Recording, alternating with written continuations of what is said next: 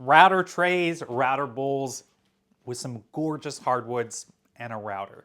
So this is a really simple project where you take any wood. Here I'm using some really figured ambonia burl and wenge, and we're showcasing how to make these trays. Now I've made a ton of router bowls, trays, just using a router and templates. I have a lot of videos on that. Those videos are very long, in depth, with lots of different steps. I'll reference some of that. This video is gonna be a little bit shorter, giving you an overview, though there will be tips and tricks throughout. There'll be timestamps you can skip on around, but really the goal of this video was to showcase this crazy grain, but show some ways how to save the interior, as opposed to maybe other bowls I've made in the past, or with a lathe where you're just losing all of that middle stuff. And if I got some really high-end wood, or any kind of wood, and I don't want to waste it, we're gonna explore some options here. Pretty fun, pretty easy, templates, all kinds of good stuff. Here you have it, router trays. So I started off with this beautiful piece of ambonia burl. It was pretty squared off on one side. It wasn't perfect, so I went ahead and took it to the joiner. You could do like a straight line jig on the table saw, or the miter saw if you can do that, not sketchy. But you just get a nice square side so you can resaw it. Now you could do this, at a table saw, but this piece was about 12 inches, in diameter, width here. And so went ahead and resawed it about 5/8 of an inch. Ho, ho, ho! Wow! So that might have looked staged, but that was my genuine reaction. It is amazing with heartwood and with different hardwoods. The heartwood color over time, especially on those exotics, it darkens over time. And so you just never know what you're going to get when you peel it off with sanding or resawing like this. So I have two different pieces. Got to be careful as you're trying to get rid of all those saw lines, or it's not going to line up. Now this is a burl, so this is like the biggest challenge, trying to get everything to line up. You can see how much material was removed. So I'm not going to get a perfect lineup on this bowl, but pretty close. This would obviously be way easier on my original router bowl video with blanks like these, where, whether it's the cedar or the hardwoods, that's going to be really simple to line up with the same approach. So I have a thinner bottom piece. It's about a 1/2 inch, just some double stick tape. And then I put the two pieces together, and now it's time for a circle cutting jig. Now in that video from a couple years ago, I used this one. You can purchase this one on Amazon. Lots of different ones out there, but the idea is you're just cutting your circles, your outer diameter and an inner diameter. Now this is the whole process from that original video. A plunge router really is your best friend, because you can just carefully lower it each time. Obviously, you have more power and all of that. For this project, I thought, what, let's go ahead and try it a little bit different. And so I went ahead and made myself some jigs. Quick little snippet, laser cutters. They're actually pretty cool for woodwork, making jigs and whatnot. This is one of the newer lasers that's actually really affordable for a beginner laser. A lot of videos on that, but this one kind of tested out a lot of different things using acrylic. So it's kind of semi-transparent, and it even has cameras in here, so I could take the router plate off of my trim router and throw it in here. I wanted to try this on a trim router as opposed to the big plunge router, maybe make it a little bit more friendly for folks who don't have the big router. Went ahead, cut it out, was able to draw it really basic. This was a quick last minute project before a vacation. And, so cut out some circles and went ahead and used that measure to engrave some measurements. So we have some millimeters, we have inches, just to kind of get a feel for it. Obviously, if you wanted to make a legit, jig like this, you could spend a lot more time. But this one is a newer laser I've been testing out. It is like a really great beginner friendly. Lots more content on that if you care about that. But with any template, you're going to have a recess for the screw head. Now you can see how thin this material is. This was only 3 millimeters thick. I could have cut thicker on this one, but I had this and I was like, what, let's try it out. Spoiler alert, it works, but it is too thin. But it still kind of works. So I have those recesses for the screws, went ahead and just mounted it to the bottom of a trim router. Again, best practice would be a plunge router, because you can, carefully, lower that each time with the depth stop and all that good stuff. stuff. You can see that the screw heads sit a little bit proud, and so it's going to scuff it up. So I did a quick little workaround where I added in just some little strips for it to run across. This is not the best, but 3 millimeters, I can't really recess with the drill that much for the screw head without going through the material. So really, spoiler alert again, 1/4 inch minimum, if not maybe 1/2 inch for your template is just going to be a lot better. 1/4 inch is like the kind I used before, the one I showed that I bought off Amazon. Here's the idea: is you just take this as a 1/8 inch brass rod. I found the center I wanted. I drilled, just down about 1/4 of an inch, and I just put that brass rod. You don't need the full height. I was just lazy to cut it, and just kind of look at what size circle you want. For me, because I'm doing this burl, it's not perfectly centered, so I really had to eyeball it, and that's where the transparent acrylic is really helpful. So I could see, because it was so thin, I went ahead and used one of these machinist blocks just to kind of weigh it down. And then, for good measure, another brass rod, in one of those other holes, just so it kind of stayed in place, just kind of a counterbalance as it went over the overhang here. So I'm using a trim router, not a full, beefy router. And I went that way just because I know most folks probably have one of these as opposed to the bigger router. Now, it does work. However, I really do recommend, if you are brand new, get yourself a full powered, we'll show that later in the video, that has the plunge effect. Just these fixed ones, you're going to have to carefully do it. And it could be like, for me, I have a lot of experience with these, but it can still be kind of sketchy, right? So I'm like lowering it a little bit each time, kind of flexing. But you see how much give that template has? That 3 millimeter, it lasted for this one cut, and then it cracked. And so you're going to see me making a new template shortly. But this top piece, beautiful. It's great. And then I can make the rim and actually save that inner piece. The bottom piece, I didn't cut all the way through. I'm going to just kind of clean that up with the bandsaw, and then I'll use a flush trim bit. You could cut all the way through if you wanted to. All right, so now I have that top piece, double stick tape again, and here, really important that you're putting on a sacrificial piece like this plywood. It's clamped in place. So here, I had to go back to a different laser. It's just a bigger laser, more powerful, faster, and I cut 1/4 inch. This kind of transparentish white one. It's just what I had on hand. This worked way better. So 1/4 inch material is great for templates if you're going to make them. Still using the trim router, and I added some more measurements. So I went really, really far in. You can see I got all of that beautiful heartwood saved. And now I'm going further out, so I'm going to actually make multiple pieces. So this is the point where I realized I'm going to make 3 bowls, and maybe even go further to really showcase how you can save, because we're not on a lathe. We can, be a little bit smarter and save it. So I have that rim for the first one. Pretty cool, right? And then I have these other, this little other donut piece. And so I kind of went back and forth on how to go about this. And it was at this point I realized, you know what? Let's use some Wenge. So you saw that at the beginning. You'll see it. I'll do a different wood species that complements it well. Got my handy helper there helping.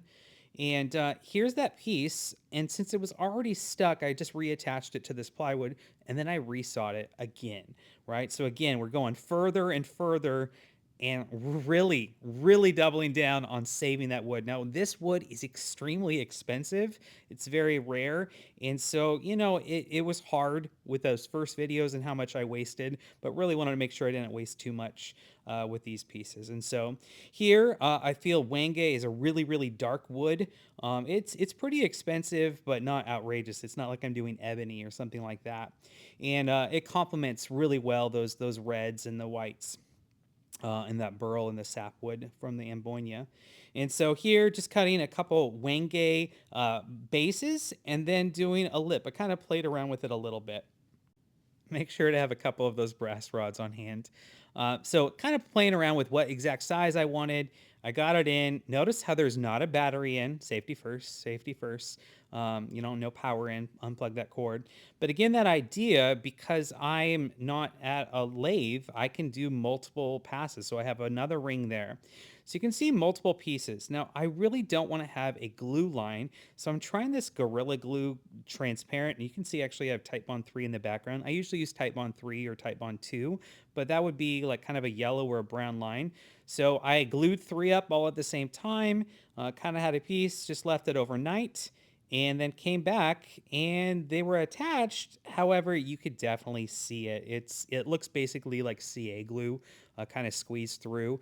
And so just take that into consideration. But I did line it up. And so that burl, you can see that heartwood kind of continues on. It's not a perfect matchup with the burl, but pretty good on that one. Again, this will be way easier if you just use a single species that's not crazy like this. All right, now that they're glued together, I'm just using that flush trim bit. Now, off camera, I'd use the bandsaw to get a little bit closer.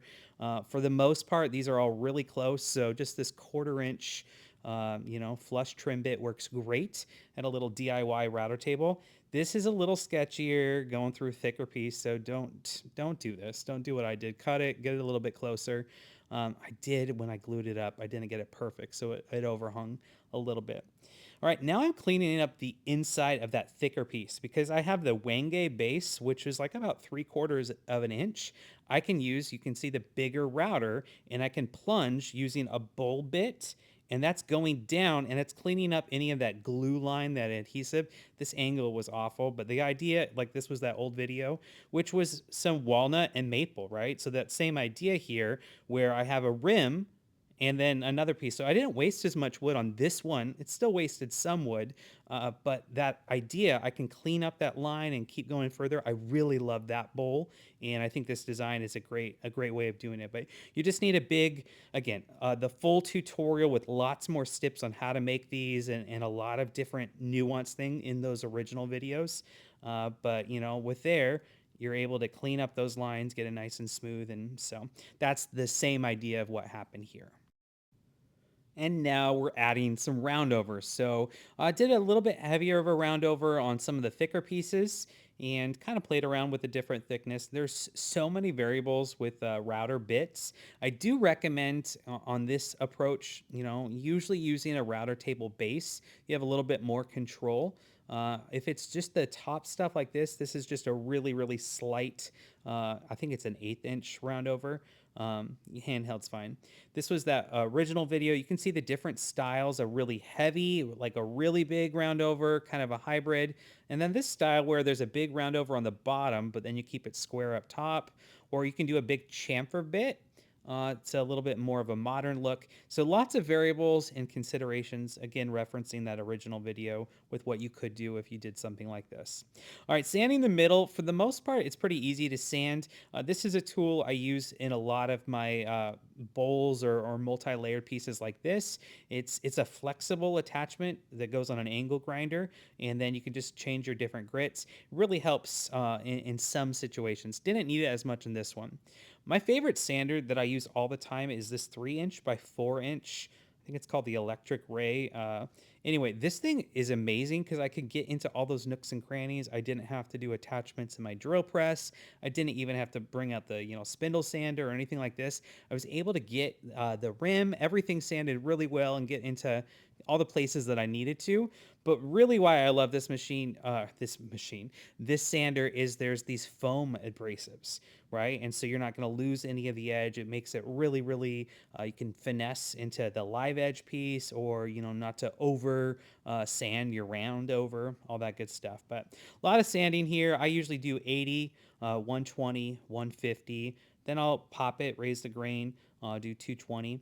You could use a sandblaster here. So I got a sandblaster with some walnut media just to kind of clean up the sides if you really, really want to. You don't need to. This is just being extra. This is something I'm playing around with all the burl stuff. So wait for more of this in the future. Now I'm raising the grain and look at that color pop. You saw my reaction earlier. This, I mean, oof, this is sped up obviously, but this is just water. It raises the fibers. If you were going to make these like, a food safe and they were going to be washed, you would definitely do this process just to make sure any of those fibers get raised and all that good stuff. Here's those foam abrasives. You can see the varying thicknesses. This just gives you just such better results. And so this isn't supposed to be an ad. These are just, I bought all of the abrasives. I bought their dust collector. They did send me the sander. I don't know, 3 years ago. Love this thing. I use it on all my projects. So learn more down below. There's a discount, all that good stuff in the description. But Now I'm doing the final grit about 220 with their fine sander abrasive, and now just some air, getting rid of any of those dust nibs, any of that sanding material left, and you know, you can use a tack cloth as well. Now here is a really, there's a lot of different finishes. Now normally when I do one of these big videos, this one wasn't big, this was a quick, I did this in a day and a half. I do this, I stand in front of the camera with all the different finishes and I talk about what's food safe, what's the best finish, what's, you can see my other videos. There's a lot of great finishes out there.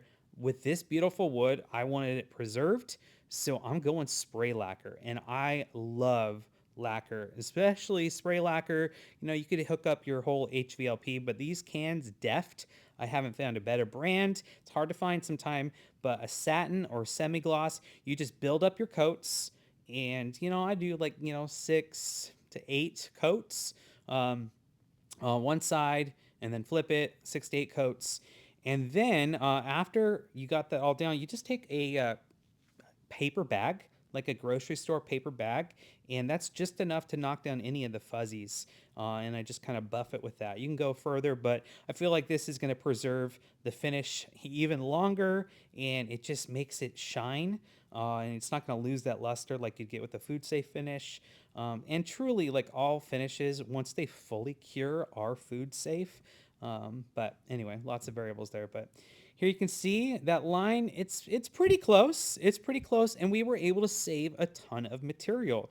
We were able to make, with that one piece, you know, 3 bowls. Now, obviously, we had to use some other wood from Wenge, you can see. But this little piece right here was saved. And that is like pristine, like high end, like right there. That's a really expensive piece of wood that we're able to save with this approach.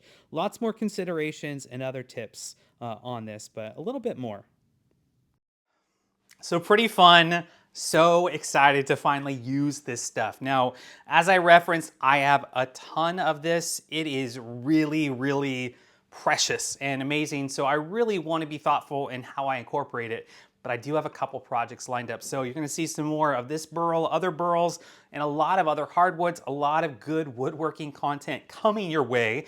If you've been following the channel for a while, you'll know that yes, we also do other maker projects with other maker tools, like you saw the lasers. Hopefully there's going to be a lot more of just kind of more of a DIY approach. I'm still going to show those lasers and other tools, but really trying to do a lot more of these beginner friendly or more basic or humble tool approaches. With that being said, yes, lasers are really cool. And you know, so obviously this one didn't work as well because I used the thinner stock, but there are a lot more affordable lasers, kind of like TVs used to be outrageous, and now you can get one like, you know, really, really big for not as much, and lasers are just getting better and better. And so I have a whole video on all the different lasers. You can check this out if you're curious about lasers for making templates and jigs, all kinds of stuff. The one I first mentioned is new. It's not in that video. That's the M2. It's a great beginner laser. I have a whole couple videos on that. But it's just a great way to supplement and go alongside traditional tools, kind of that hybrid woodworking. With that being said, if you don't want the laser content or the other maker or small business branding type things, just ignore it. Consider subscribing. There is a lot of great YouTube woodworking content. You know, past my channel, you'll see a lot more cutting boards and bowls and trays. Last couple years, because of time and a lot of factors, wasn't able to do that. This summer and this coming fall, I'm gonna have a lot more time to be able to do this and a lot of projects planned. So consider subscribing to see all of that great content. And if you see some content that's not your cup of tea, those other maker tools, just ignore it. But we got more. And boy, more awesome videos coming, awesome projects. Hopefully this added value, gave you some ideas. Look for a lot more along the router tray and router projects coming up, a couple different videos in the next month or two. So there you have it. Thanks for watching. Take care, and until next time.